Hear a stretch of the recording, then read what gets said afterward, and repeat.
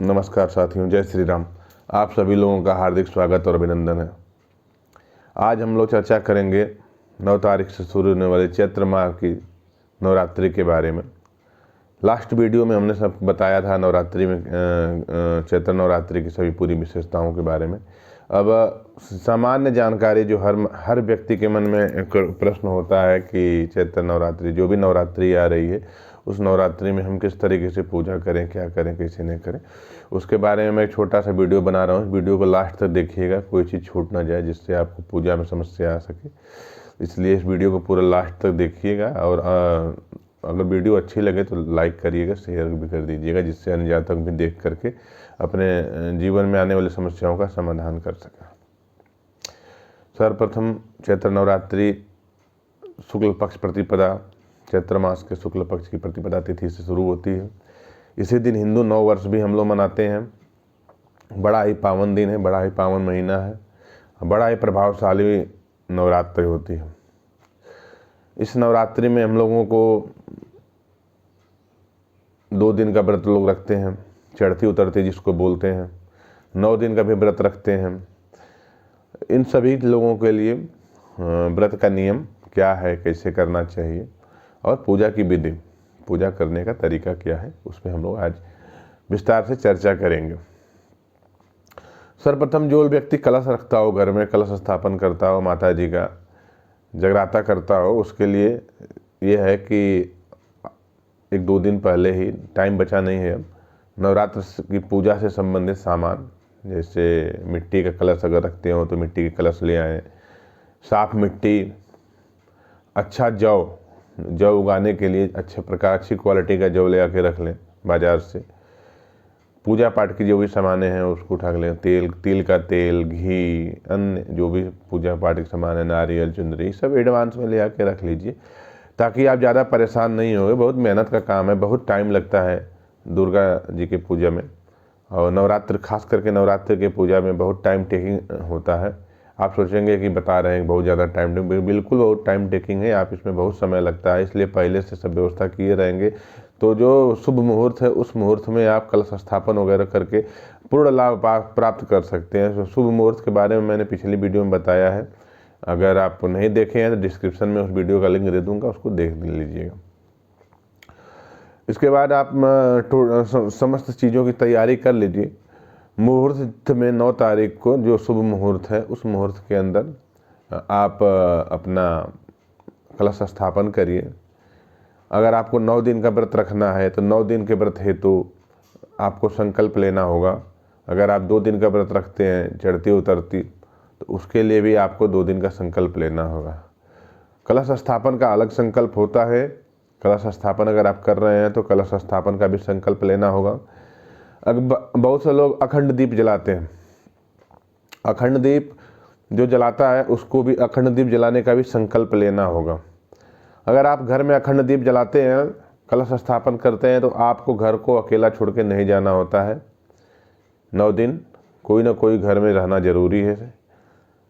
ऐसी स्थिति में 9 दिन कोई ना कोई व्यक्ति हमेशा घर में रहेगा।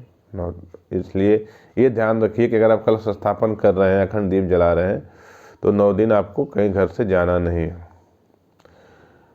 घर में कोई 9 दिन अगर जो व्रत नहीं है उनको भी लहसुन, प्याज, मांस, मदिरा इत्यादि का त्याग करना होगा और सकारात्मक माहौल बनाना होगा। घर में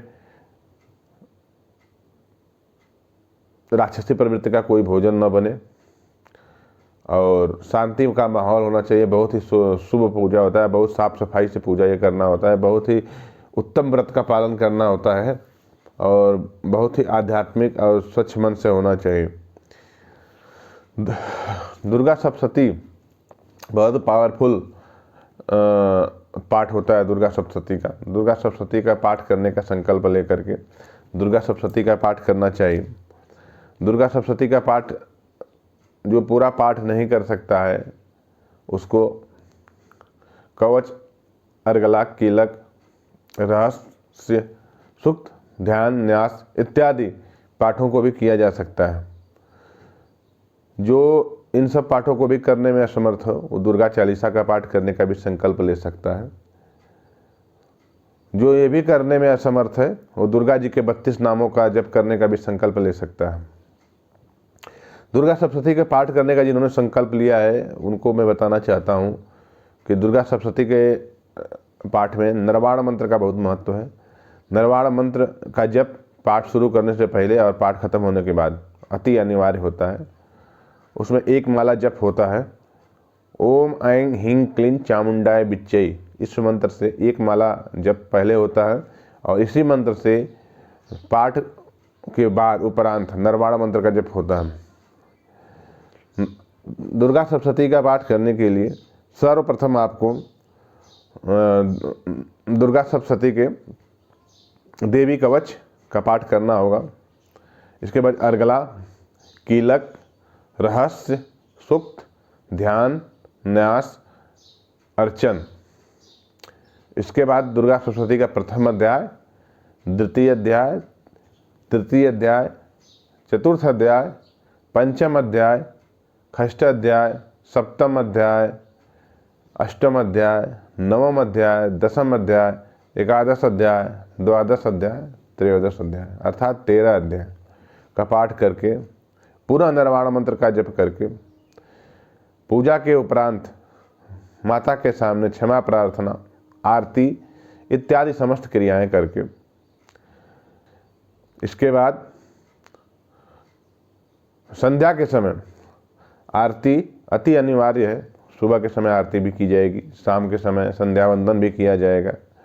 जहाँ पे आप कलश स्थापन कर रहे हैं, कलश स्थापन मंदिर में भी कर सकते हैं, घर के ब्रह्मस्थान में भी कर सकते हैं। साफ़ सुथरी जगह पे करिए जहाँ पे कम लोगों का आना जाना हो, जिससे डिस्टर्बेंस ना पैदा हो।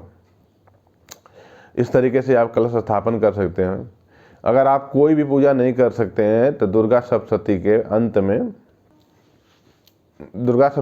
में एक ऐसा पाठ है जिसका पाठ करने से समस्त दुर्गा सप्तशती के पाठ का फल प्राप्त हो जाता है, जिसको कहते हैं सिद्ध कुंज का स्तोत्र। इसका भी पाठ कर लेने से आपको जीवन में हर वो सफलता प्राप्त हो जाती है जिसको आप प्राप्त करना चाहते हैं। दुर्गा सप्तशती और नवरात्रि संबंधित इस वीडियो को जरूर लाइक करें, शेयर करें, जिससे अन्य जातकों तक पहुंच सके। जो नवरात्र में पूजा पाठ करने के लिए कन्फ्यूजन में हो, उनका कन्फ्यूजन दूर हो। आप सभी लोगों को नवरात्र की अग्रिम शुभकामनाएं। हर हर महादेव, जय श्री राम।